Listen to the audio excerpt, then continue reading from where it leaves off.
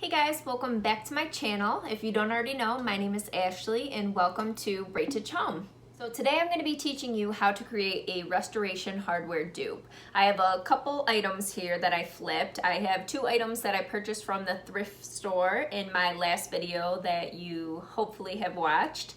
And then I had one item that I actually have just had around my house. It was a silver color before and I knew that I wanted to flip this item.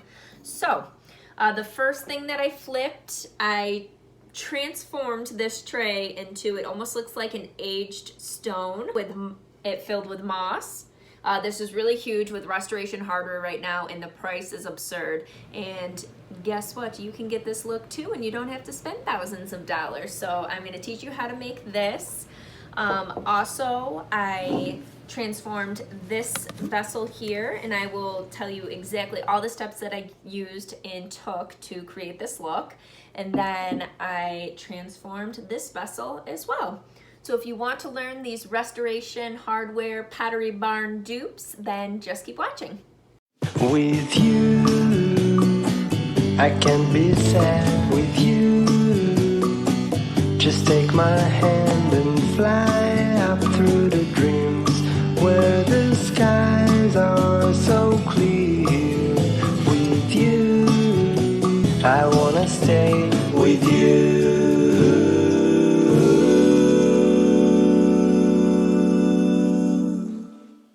So the first steps that I took were covering the tray and the round vessel with a joint compound. I like to wear gloves for this just because it's much easier. I don't spray the piece ahead of time. I like to cover it completely with the joint compound first until it's completely covered. I texturized it going in a horizontal pattern, and you can do any pattern you want. There's no right or wrong, no rhyme or reason to what you're doing. You just want to make it look textured, aged, and just imperfect, to be honest. Just very unique and a one-of-a-kind piece.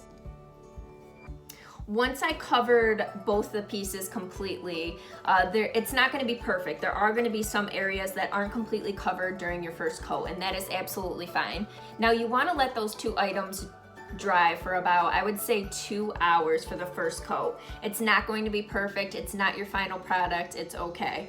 So I came back 2 hours later and I began to put on a second coat. Now my second coat I let just sit overnight, which was great. And then the next day I came back, and if there was like any little area that I wanted to touch up, that was the time that I touched that item up. Now, once your piece is completely covered with the joint compound, you can do as many layers as you feel necessary. I did a full 2 layers on both of my pieces, and I liked the horizontal texture of it going in one direction, but you can play with any direction you want. You can tap your home decor piece so that it creates more rough texture. Be as sloppy as you want with it, because the more imperfect it is, it's actually more perfect that way. Now, once your joint compound is completely dry, you're gonna take these items outside and you're going to spray them your desired color. Now for my tray, I used the Rust-Oleum Matte Paint and Primer all-in-one. It was the French Cream, the color that I used. In the video, it looks almost as if it's the same color as the joint compound, but it does have a nice warm undertone that created a great base for what I was going to be applying over the top. My 2 vessels I sprayed with the Rust-Oleum Satin Paint and Primer in one. I used the color black for that. Now you want to make sure you get a nice even coat over all of these items so that you're starting off with a great base. After I painted these pieces, I went ahead and I took hot cocoa powder, yes, hot cocoa powder, and a cup of dirt. Now what I did is I took the hot cocoa powder first and I rubbed it all over the pieces. You really want to work it in there, and then after you completely covered your piece with the hot cocoa powder, you're gonna go in with the dirt. You're gonna really rough it up. Like I said, the more imperfect it is, it's actually more perfect. Backwards thinking, but that's how you make these pieces look truly aged. Now, once you have completely covered these pieces, you're going to want to use the Rust-Oleum Matte Clear Enamel. That's going to make sure everything that you just applied to this vessel or tray is staying in place and is becoming a part of that piece.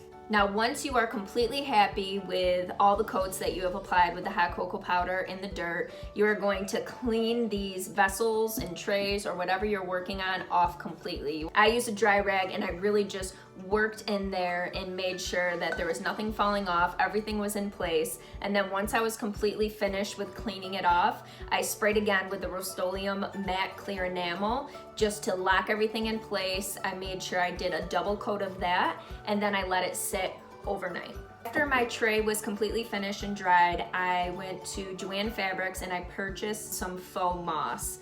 It was actually buy two, get one free. So I bought 2 packages of your standard green moss, and then I got my 1 package of, it was like a mixed tan and lighter green moss, just to add a little more definition to my piece. These are the completed looks. I hope that you enjoyed this video. I hope it inspired you to maybe flip an old vase that you might have in your home into an aged vessel.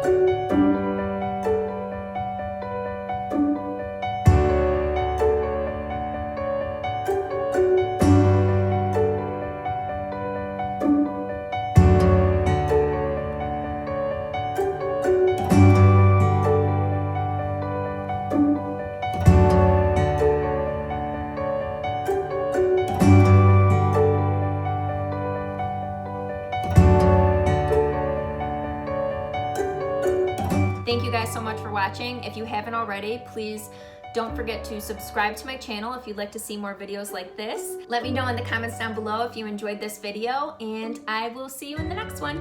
Bye.